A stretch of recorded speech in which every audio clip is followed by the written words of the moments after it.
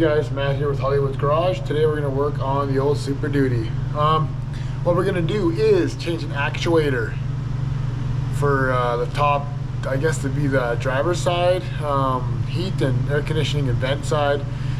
It clicks from like 20 degrees to 23. I have the electronic dual climate in this truck, so top actuator, that actuator changes the heat and also like what floor vent, defrost, all that.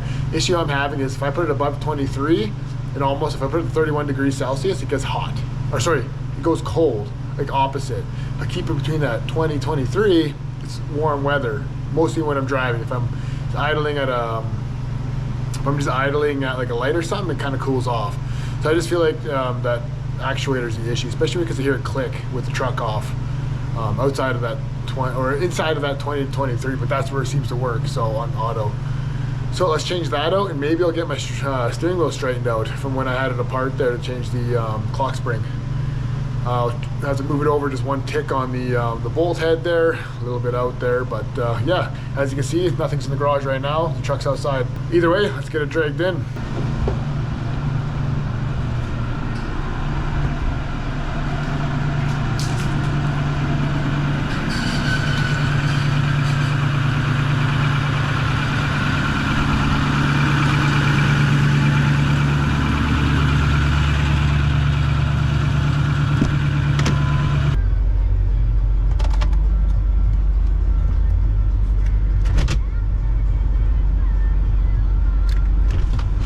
Okay, this is the part number here. It's a Dorman 604-228 air door actuator. Just drop it a few times.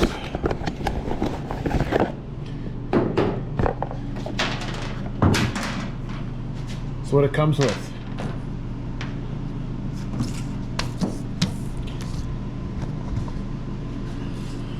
English, air door must be aligned, indexed to the replacement door actuator to install the function correctly. The included alignment tool can be used with the 1/4" drive ratchet to assist in the alignment. So this must go into like the truck, and then use the 1/4" to change it to this, I guess. As you can see, it's missing a slot right there, so it's keyed obviously, as is the tool. So we'll leave that out. So we gotta take the dash apart. So what we gotta do is take the stereo out, passenger side airbag and glove box. Here we are, ripped apart. I don't have the stereo bezel completely out. I guess it's round bezel it's called. Anyway, there's a few harnesses left, but all we have to really get to is back in here. So airbag comes out. You'll think it's these four, probably 8 mils, even 5.5. It's not. I took them out. Or actually, you know what? No, it will be. You take these 4 out, and then there's four of these big suckers, 10 mils. They come underneath here and bolt into the bottom of the airbag. Pull that out and make sure you disconnect your batteries first, your positives, for at least a couple minutes, so there's no charge when you pull this plug out on the airbag, or she'll go blue in your face. So next, you got to pull the screw out. You'll see it, the bottom of it right there. If I can get that better there for you. See the bottom of it there? Right there. You access that from through this hole with a 7mm. Take that out. This plastic piece comes out, and then that liner back there, that vent tube, gets pushed back. So got it out. Best thing to use is a ratcheting wrench. Technique is what I did is I wedged my hand up in that hole there, pushed down on this, and used my pointer finger while I pushed down, or my middle finger, to go back and forth and rotate. You get it past the prongs that are there, and it gets a lot easier to get your hand in there and squeeze your wrist if you have small wrists like me, and twist it out by hand. So it looks like someone else was in here once already. There's cuttings right there. But anyway, you just gotta pry that tube so it's up and back. I just kind of popped it out of this plastic piece here and kind of wedged it up in there. So you can see there's 2 screws just underneath. See the silver heads there. You might not. There's one, you can just see it. And the other one's back in there. So same thing, you're gonna come in from the top here and back here. Probably an extension on a 1/4" ratchet. Hopefully I don't lose it because my socket sucks. So my ratchet, sorry. So yeah, we'll do that. We'll pop it out. We'll see what we get to. Great success. So it sits in like this. That's how it sits.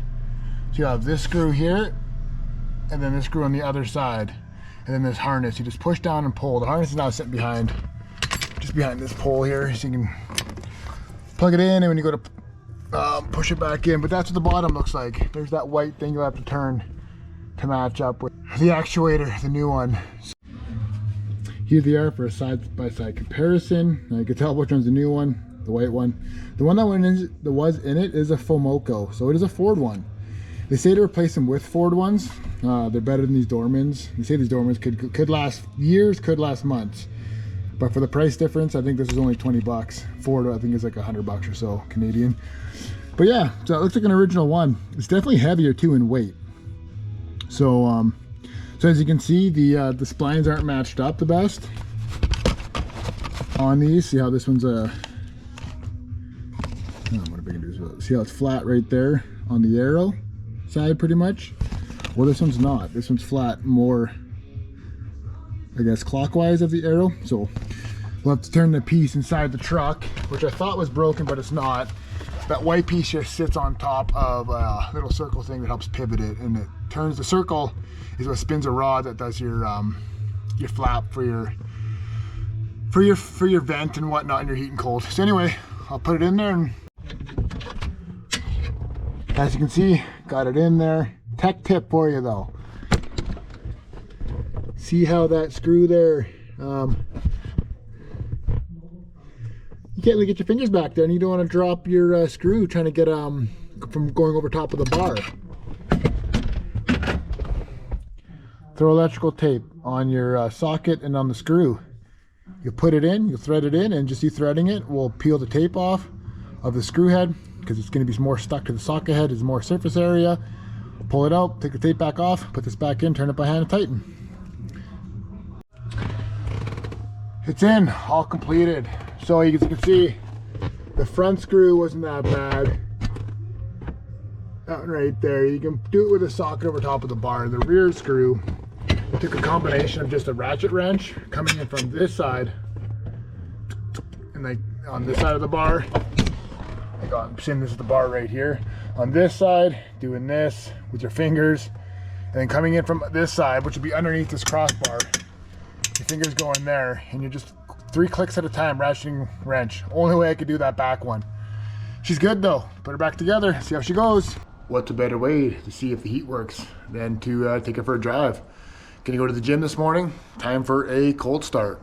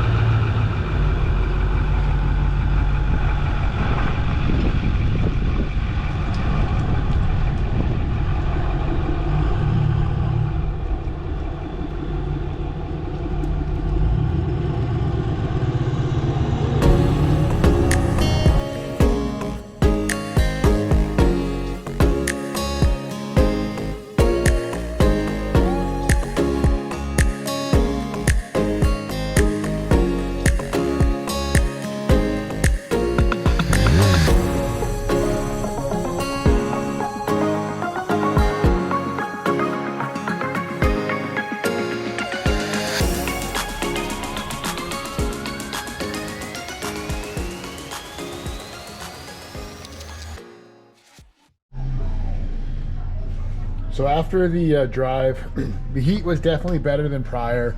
The clicking behind the dash has gone away between that, I think it was 19 to 22 or 23 degrees area. But still, like, I found it only got hotter when I was putting accelerating or put the RPMs up there.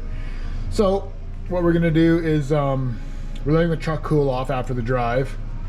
We're going to change the water pump, change the O-rings and all the hoses. I got an O-ring kit and the rad hoses, coolant hoses.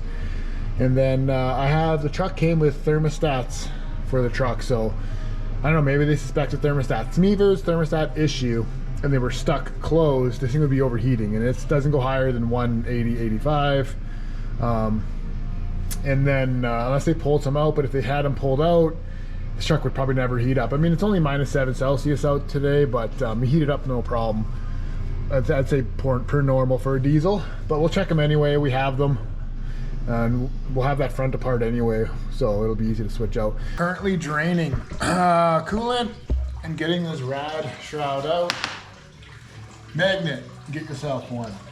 You're gonna have to get in stuff unaccessible by fingers. Boom. Like the 8mm holding the 2.5 fan shrouds together. Your boy don't have all the tools, but he's got enough tools to make it. Ended up getting that steering wheel straightened out. Watch it just be the other way now.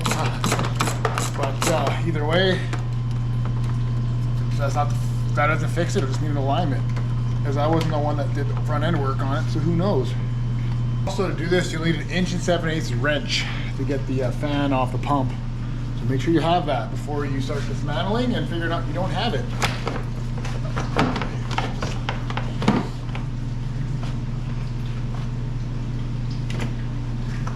If your coolant pipe's in the way, cooler pipe, and that might have to happen. Nope, you can handle it. It's a deep 13mm socket needed. Man, I was stressing. I was like, I don't have that socket for like an inverted 6 flare, or whatever the hell you want to call it, 6 bolt, star bolt. I was ready to rip down to a local parts store and get some sockets, but everyone kept saying 13mm, but a short one wouldn't fit. So I'm like, let's try a long one, and guess what? That's what works. Once I get it out, I'll show you what it looks like. So it is a 13mm, but there's a bolt with the torque on it, right? Like, so you can thread the bolt back into the block, so you put the nut on. So just a normal nut, 13mm deep. Deep because it has that bolt going through, and a short will just spot them out.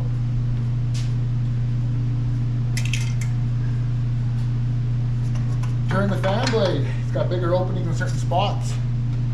You'll figure that out the hard way, just like I did. Or watch the video and you'll know when you end up doing it. The person always feels stupid when everyone's like, it's a 13mm. No one says it has to be a deep socket. I think the bottom two, though, are just bolts, so I'm sure you get away with a shallow socket on those. I'll do those after and I'll let you know, but top two definitely need a deep socket. So the easiest way is to access these bottom ones from the top, but you need long, skinny arms, and you gotta go all the way. You're gonna get personal with your truck. You can almost make up with the fan here. I mean, electric tools would be nice. Be done by now, but I don't have that luxury. Yeah, just a bolt, 13mm bolt. Short socket can be used. I kind of put my bolts and stuff in groups, as you can see, so I know what goes with what. Typically, one more down here.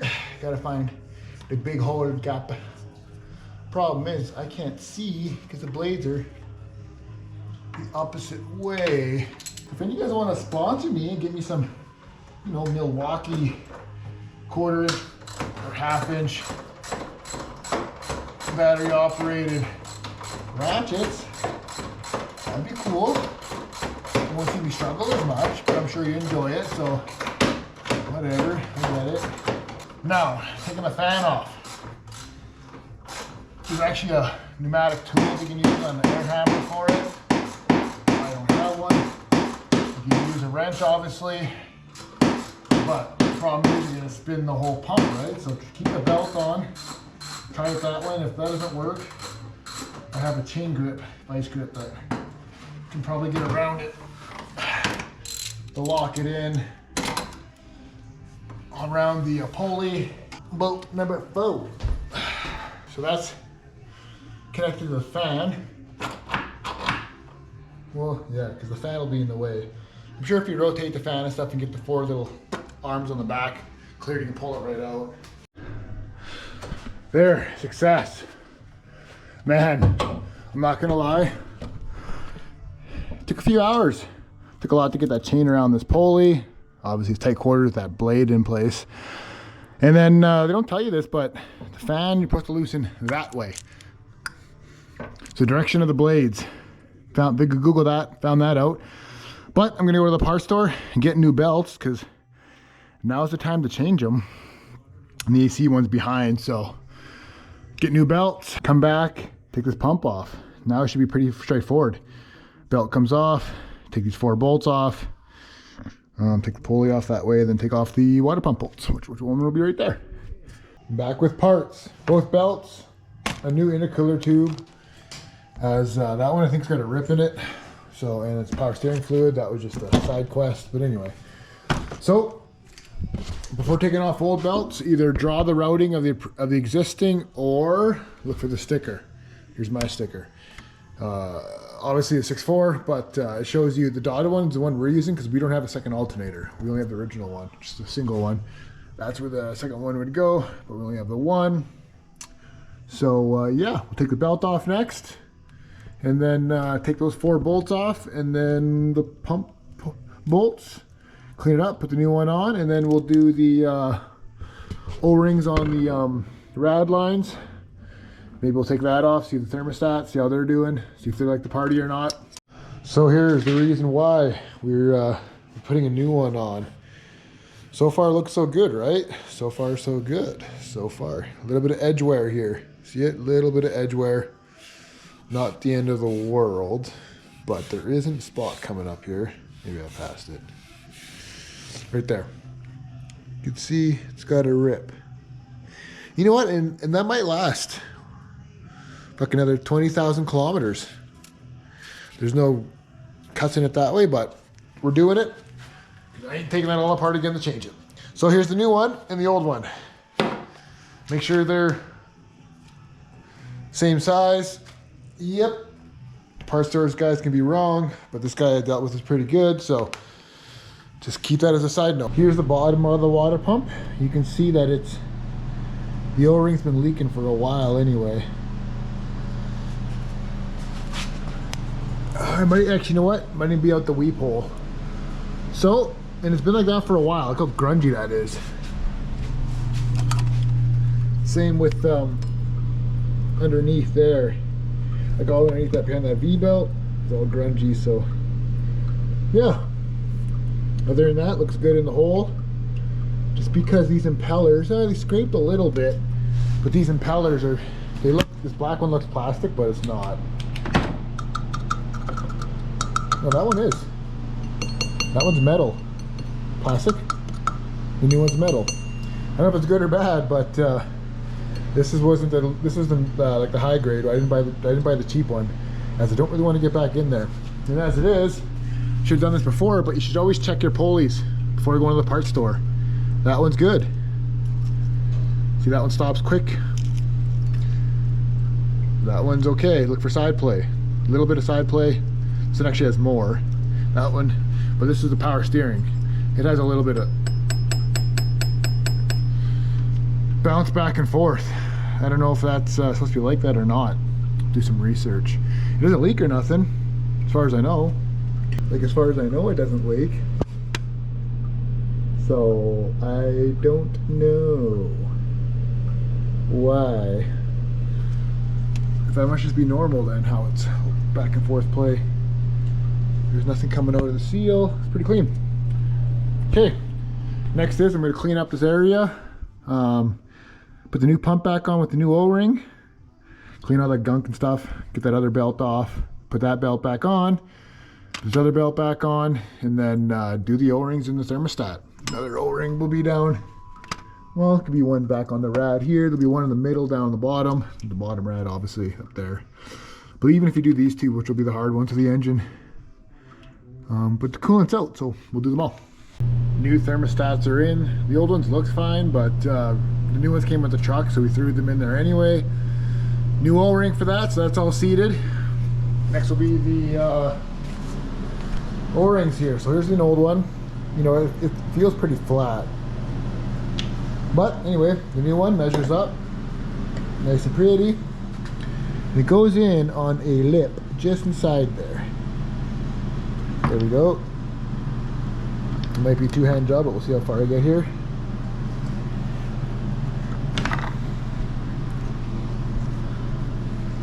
But anyway, you see it goes in that lip right down there. Not this first little lip right here, but the one below. Make sure that's all seated in. Mine's not yet, but I'll do that right away. A little bit of lube on those O-rings. Got some luber plate here. Looks great. Put it on the O-ring. What we're going to do is put it on.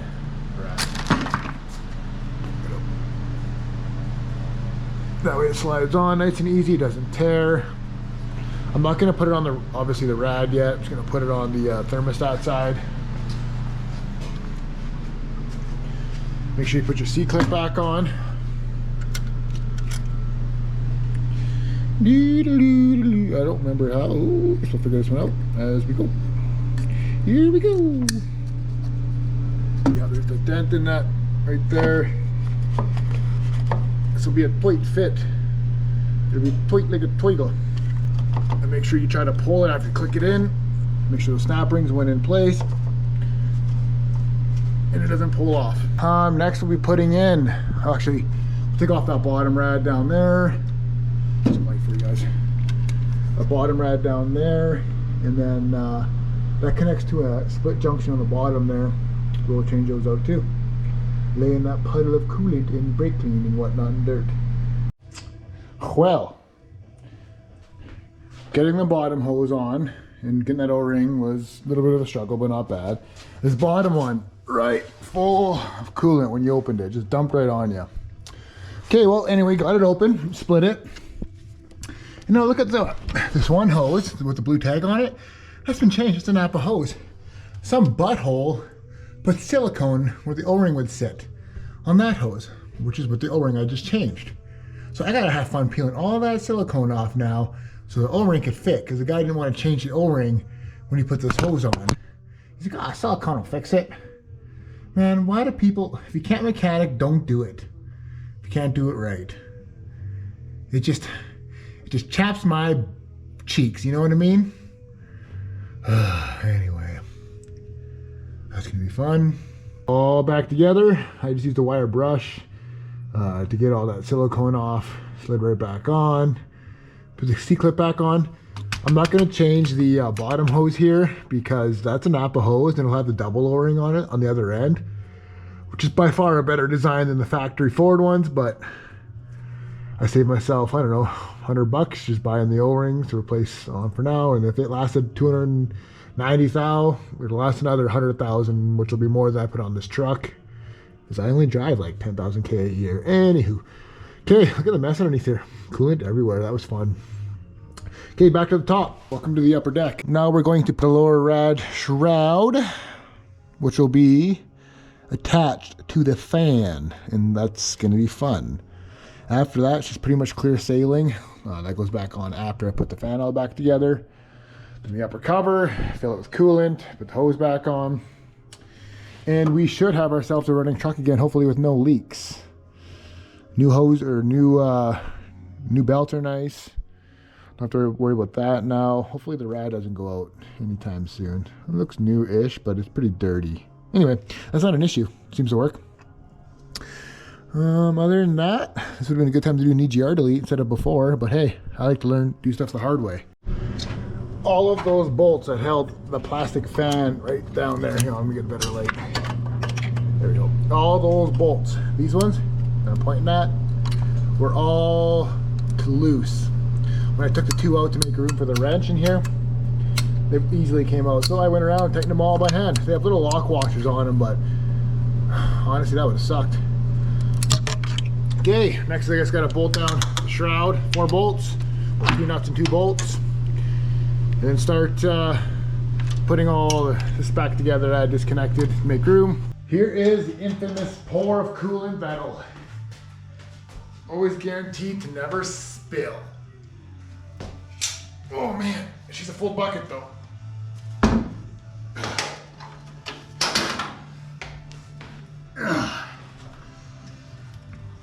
I think this is even all of it. Something spilled on the floor.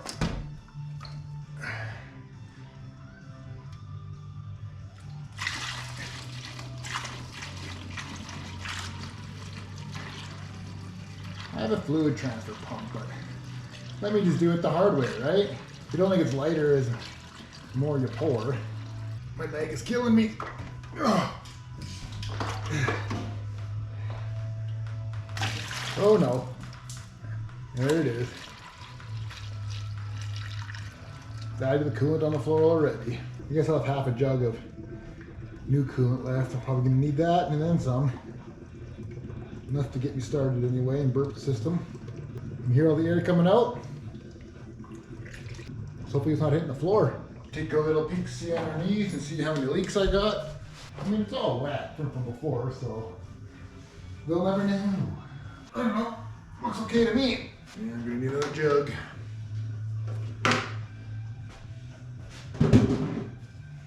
Pick up the batteries. See what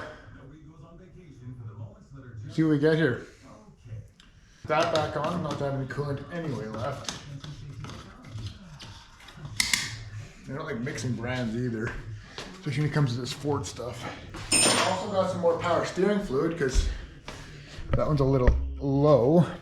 Oh, I only poured half of it on the side. I don't want to funnel or anything. Hopefully I didn't forget anything.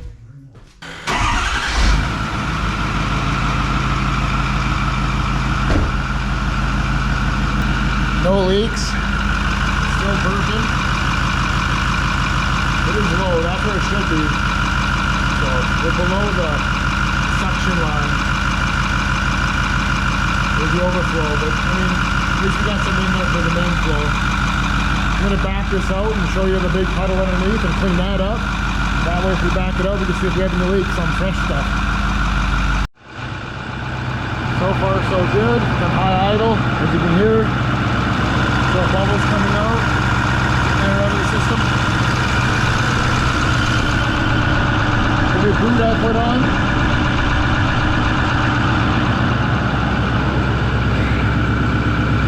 I don't see, this is all water from squeegee. I don't see any new drips per se. Coolant temps at 114. Okay, back. Had to go for a test drive. I had to go give it some, put her in the ketchup, to be honest, because it wasn't blowing any hot air, it was colder. Put her in the ketchup and he got rid of that air pocket and it's definitely warmer. Still not as hot as it should be. My best guess is the rad got changed out. There's a new date on it and there's a marker on the bottom saying 319,000, which is 319,000 kilometers. So it had a new rad at 65,000 kilometers ago. I feel like when it was leaking, the guy put stop leak in it. Worst thing to do. I feel like it plugged off some of the heater core, which are very sensitive. I had a Range Rover at one time, someone did that and never could get that thing to come around. You would have to put a heater core in, that's the only way to do it. And in a Range Rover, center console, not fun. And in a Super Duty, I haven't Googled it yet, but I feel like the heat's good enough for now. I feel like at minus 30s, we'll see how that goes, how it comes. I'm leaving it well enough alone for now for that. But this is my steering wheel after clocking it. As you can see, I got to go back one more. It's not a spline, it's just a bolt head that slides on and off, so you only have 5 settings to put it at. So I'm gonna do that. I gotta unhook the batteries first and start taking the column apart. There we go, wheels back where it was. Won't know until I go for a drive, but anyway, I'm gonna end this video here. A lot happened, a lot of work was done. 6.4 is never done though, right? We're gonna keep on going. Anyway, thanks for watching, thanks for subscribing, like. That all helps me, especially working on this thing can be frustrating at times, but it's fun, and I appreciate the support, everybody. Thank you.